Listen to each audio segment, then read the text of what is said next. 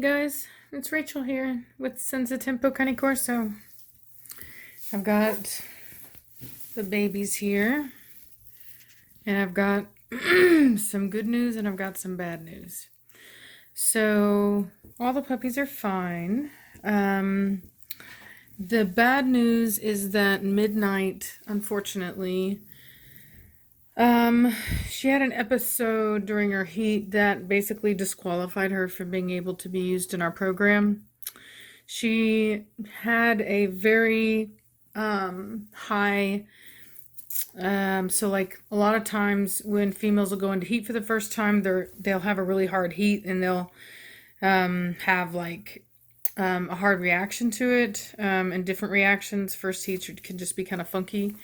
And with her, her body produced an excessive amount of estrogen, which caused the fluid near her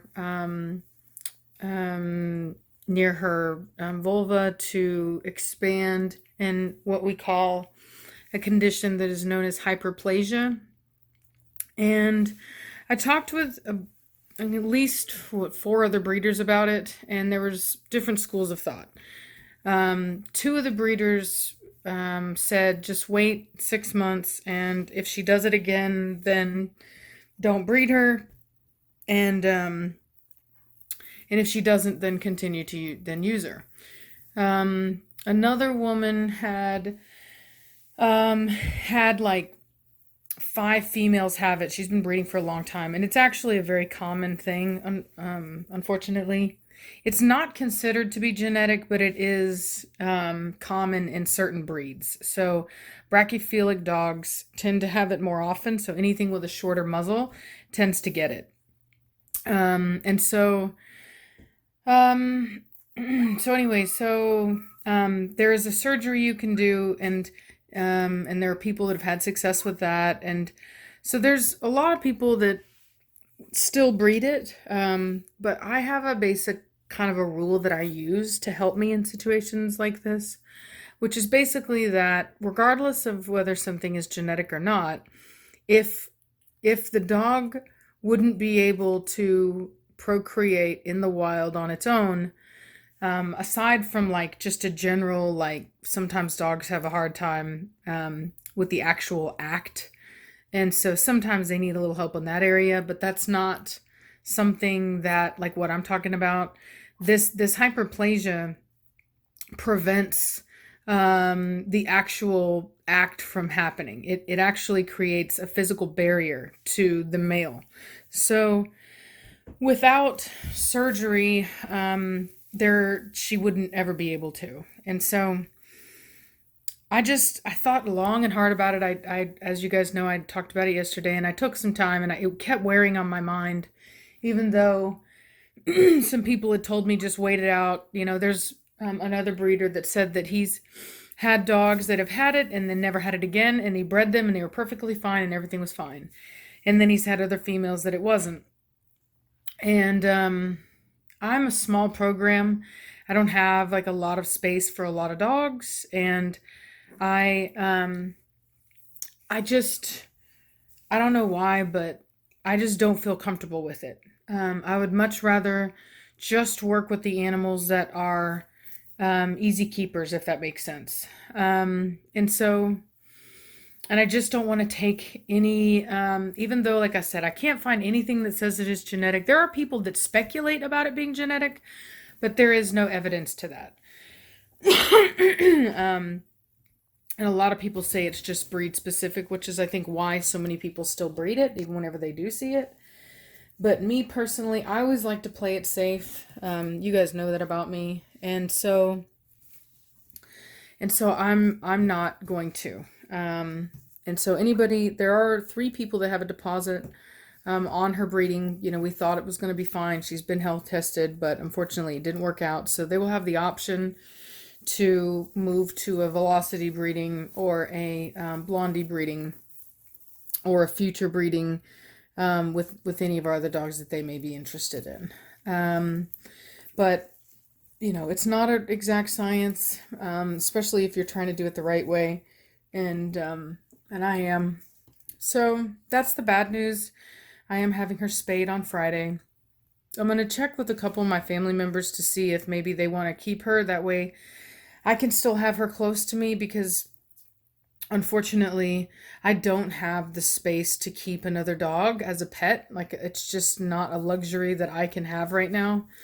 Um, I have limited space here, and if I kept every dog that it didn't work out, I would have no space. As you guys know, between Napoleon and her and Eclipse and Seneca, I would have no space for a program. So as much as I love Midnight, and I really do, you all know that, she was my pick. It's just not, it's just not feasible. So if I can find someone for her locally that way I can have her near me, then I'll do that. If not, I will offer her up available on my site for 1,500. And so it's definitely a discount from what I normally charge for my dogs, but she is older, and so just a thought on that, or what's going on that little update. And then look at this little dude playing with me. He's so funny. He's biting my leg. You're biting my leg. And so the good news, very good news, is that I spoke with as many as you know, I've been waiting on a new stud, and so I spoke with that breeder, and he confirmed that he had a beautiful dog for me, a good stud for me. He's, I believe, a black brindle. And so he's most likely, hopefully, going to be coming on Monday. And I'm very, very, very, very, very excited about that. I'll tell you guys all about him and where he came from and everything when he gets here. But he's supposed to be an absolute showstopper. So very, very, very excited about that. I also spoke with that same breeder after finding out about what happened with Midnight, and just basically asking him to basically put an order for a female on for me. And so anyway, so hopefully we'll be getting a new female as well. And then, as many of you know, I'm keeping a female from this litter. I'm not exactly sure which one yet, but it's either going to be this female or this female. I'm leaning more towards this female because this female has the better head type, even though this female is bigger. So, as you guys know, I'm not all about size. I'm about structure and correct type. And so this female here looks to be more correct than this female. This female here just has a little bit longer muzzle. It's not horrible, but it is a little bit longer. So, cutie, go over there. So, so that's where we're at on that. It's a really sad day for me. That's why I haven't been uploading as much. I found out about what was going on with Midnight yesterday, and wasn't really sure what I was going to do yet. And then today, I didn't really get much sleep last night just thinking about it. And then today, I just made the decision. And at least it's not something like, I'm not having to deal with a dog passing away or anything like that. So, and I actually thought about it, and I think I need to stop. This is going to sound really superstitious, but I think I need to stop reusing names of dogs that didn't work out or animals that didn't work out, because like Midnight was a cat that I had when I was young, and she got pregnant too young and ended up, I remember finding her like by our air conditioner, and she like had them prematurely, and she even had like one of them. She was like in the middle of giving birth, and when I found her, and it was really bad, and she never recovered. I think maybe now that I think about it as an adult, somebody who knows about this stuff, I think that maybe she had a kitten stuck up in her and she died. And I'd always loved her. And so I guess I just thought, oh, I'll use that name. But, even the name Seneca is from a dog that I had actually at that same time when I was young. She was a white Samoyed, or all Samoyeds are white, or Samoyed, I think is what it's called. And she was just really nutty. She really was. She was not all there. So I'm beginning to realize that maybe, I don't know, maybe it's just me being paranoid right now, but I'm just beginning to feel like I just need to start fresh with names. Maybe it's me just overanalyzing it and being emotional or whatever, but it can't, the thing is that it can't always be good news, good times all the time. You know what I mean? Especially if you're a breeder. That's just the way it is. When you're dealing with life, and birth, you are going to have problems. It's just the way it is. You're never gonna always have a perfect birth. You're never always gonna keep all your babies. You know what I mean? Like you're gonna lose puppies, and you're gonna lose adults, and things are gonna happen, and it's really hard. But it's just kind of like, it's everything in life is balance. Everything in life is good and bad, right? Like as much as I love these puppies and I get to play with them, and it's a beautiful, wonderful experience, then there's also the heartbreak of what happens whenever maybe you have one that's born sleeping, or maybe whenever, like with Midnight, where it just everything seemed perfect. Her hips excellent, everything seemed right on point, and then bam, something else happens. And so um anyway, so on that note, I get a lot of people, heck, I've had people offer trying to put deposits on Giovanni. I've literally had people contact me and want to put a deposit on Giovanni's first pick male. And I thought that I was playing it safe by only taking deposits once I had health tested my females, but now I realize that that's not even safe enough. I come from a different breed. I come from pit bulls, and they don't have these issues. I mean, like, it's not to say that they never have a birthing issue, but they, back when I was breeding them, especially before they got all bully, you put them together. They had babies, and they were fine, and the babies were healthy so long as mom didn't lay on them. And they just didn't have the issues that these guys do. These guys are more delicate. They take more more expertise. They're more fragile almost, in a way. And so it is tough. Me and my best friend Reese were talking about it. She's like, it just seems harder than what it should sometimes. And I was like, yeah, it does. Like, because even she's had issues. I don't know anybody that's breeding these dogs that doesn't have issues from time to time. Literally, I don't know anybody. Um, and so, um, and so it's just, you guys get to see it. A lot of people talk about how breeding is just so easy, and it's just, why don't you get a real job, or making money out the backs of your dogs, blah, blah, blah. Like, you tell me the last time you went to work at the office and had to deal with the heartbreak that I'm dealing with Midnight, or that I had to deal with whenever we had a puppy born, sleeping, or even, having to, get rid of any of the dogs that I've had to. You know what I mean? It's never easy. It's very difficult. And but overall, I just tell myself that I have to have the same standard that and that's where I told you that standard comes from. Whenever I say that they wouldn't, if they couldn't breed in nature, like the way I see it is that when you're taking over the role of evolution, the role of creation, and I do believe, like, I'm not one of those Christians that doesn't believe in evolution. I do believe that evolution is, it's kind of like, God is the ultimate programmer, and that's his software running. And so I see it as a necessity, and you can't continue to breed in weakness. And so and I don't. I really make an honest attempt at breeding strong animals, right? Like, I look for structure, I look for temperament. I have a strict protocol, but unfortunately that does mean that sometimes I have to enforce that protocol. And I had to do it with Midnight. I very easily could have done like an artificial insemination with her, and then done a cesarean so that those people still get their puppies. But ethically, I would not feel well doing that. I would not feel in my heart that I was doing the right thing. And so that's why I'm not.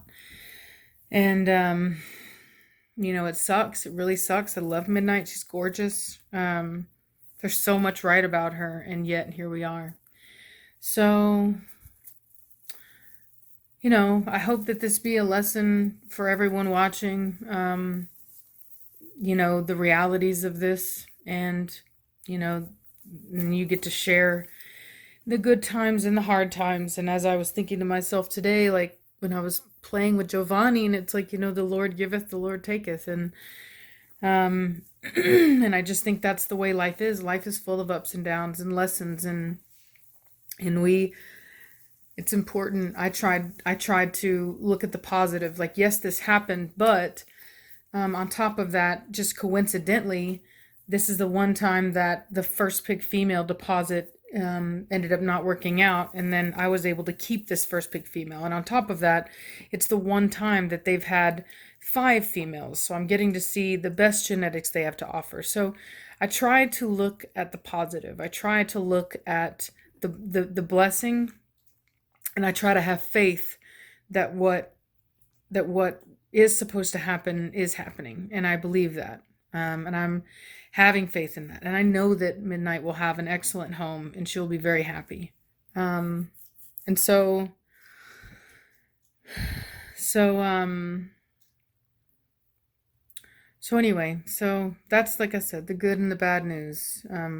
We've got a new addition that I've been waiting on. I really am very excited for him.